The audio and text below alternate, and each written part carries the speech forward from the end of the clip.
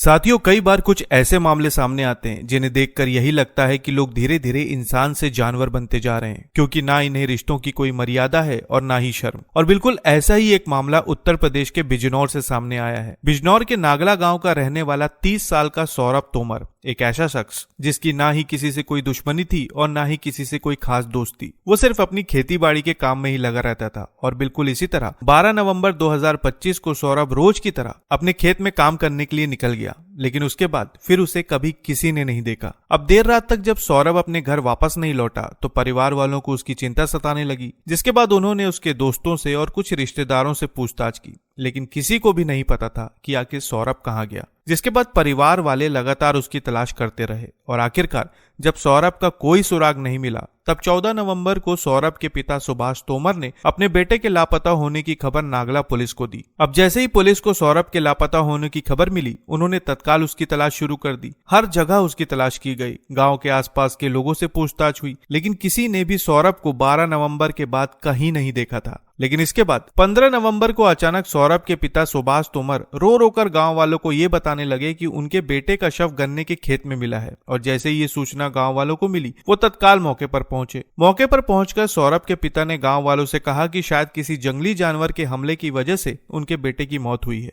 और शव को देखकर गांव वालों को भी लगने लगा कि शायद वाकई में किसी जंगली जानवर ने सौरभ पर हमला किया था। अब धीरे धीरे ये खबर गांव में आग की तरह फैलने लगी, जिसके बाद सौरभ के अंतिम संस्कार की तैयारियां शुरू हो गई। लेकिन तभी पुलिस को इसके बारे में पता चल गया और कुछ ही देर में पुलिस मौके पर पहुंच गई। खबरों के अनुसार कहा जा रहा है कि जब पुलिस मौके पर पहुंची तो परिवार का कोई भी शख्स सौरभ का पीएम कराने के लिए तैयार नहीं था। लेकिन इसके बाद पुलिस ने शव को अपने कब्जे में लिया और पीएम के लिए भेज दिया और फिर शुरू हुई जांच। अब पुलिस इस मामले की गुत्थी को सुलझाने की कोशिश में लगी हुई थी कि तभी पीएम रिपोर्ट भी सामने आ गई। और पीएम रिपोर्ट से ये साफ हो गया कि सौरभ की मौत किसी जंगली जानवर के हमले से नहीं हुई है, बल्कि किसी धारदार हथियार से उस पर हमला किया गया था। और जैसे ही ये रिपोर्ट सामने आई, पुलिस ने अपनी जांच को रफ्तार दी। जांच के दौरान पुलिस को यह बात पता चली कि सौरभ की किसी से कोई दुश्मनी नहीं थी, वो सभी के साथ घुल मिलकर रहता था। लेकिन फिर ऐसा कौन हो सकता है जिसने इतनी बेरहमी से उसे मारा, और आखिर इसके पीछे की वजह क्या हो सकती है? अब इसी सवाल का जवाब जानने के लिए पुलिस लगातार अपनी जांच में लगी हुई थी कि तभी एक दिन सौरभ की पत्नी पुलिस थाने पहुंचती है और थाने पहुंचकर उसने एक ऐसी तहरीर दी जिसे सुनने के बाद हर किसी के होश उड़ गए।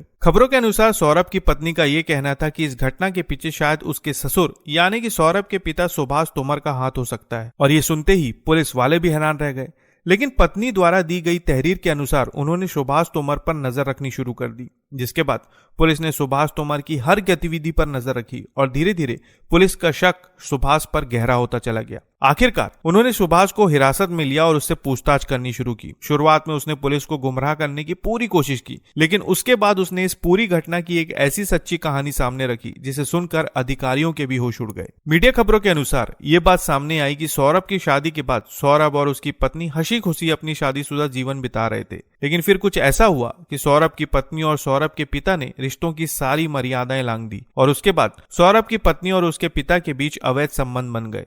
अब होता यह था कि सौरभ खेत पर काम करने के लिए निकल जाता था, जिसके बाद घर पर उसकी पत्नी और उसके पिता अकेले रहते थे। और इसी तरह जब दोनों एक दिन संबंध बना रहे थे, तब सौरभ ने इन दोनों को देख लिया और उसने इसका विरोध करना शुरू किया। इस मामले में सौरभ ने अपने पिता को बहुत समझाने की कोशिश की, ससुर और बहू के इस शर्मनाक रिश्ते का विरोध किया, मगर लाख समझाने के बावजूद इसका कोई फायदा नहीं हुआ। धीरे धीरे सुभाष को लगने लगा कि उसका बेटा सौरभ उसके संबंधों के बीच में आ रहा है, जिसके बाद वो मन ही मन अपने बेटे से नफरत करने लगा और उसे लगने लगा कि सौरभ की वजह से वो अपनी बहू से दूर हो जाएगा। और यहीं से उसने अपने बेटे को हमेशा के लिए रास्ते से हटाने का प्लान बनाना शुरू कर दिया। खबरों के अनुसार 12 नवंबर के दिन करीब 2 बजे सुभाष ने अपने बेटे सौरभ को खेत में मिलने के लिए बुलाया। अब पिता के कहने पर बेटा बिना कुछ सोचे समझे खेत पर चला गया और जैसे ही सौरभ के पिता ने उसे देखा, उस पर ताबड़तोड़ हमला करना शुरू कर दिया, जिसकी वजह से सौरभ की सांसें हमेशा के लिए थम गई। इस घटना को अंजाम देने के बाद सुभाष खेत से वापस आ गया और बेटे के लापता होने का ढोंग रचने लगा।